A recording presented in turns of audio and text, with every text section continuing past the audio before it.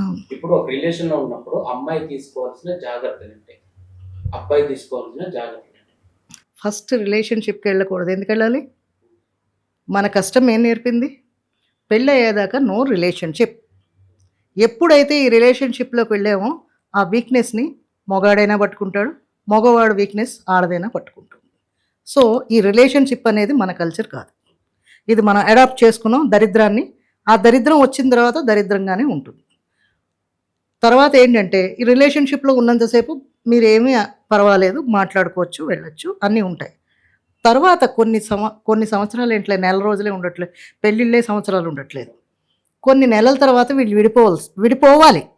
రిలేషన్‌లో ఉన్న వాళ్ళందరూ భార్యాభర్తలు కారు కదా! ఏదో అది ఏంటంటే జస్ట్ లైక్ ఫన్ అనమాట అది. అలా అయిపోయిందిది. మన కల్చర్. కానీ అది తప్పది. రిలేషన్‌కి వెళ్ళండి అని నేను ఎవ్వరికీ సజెషన్ ఇయ్యను.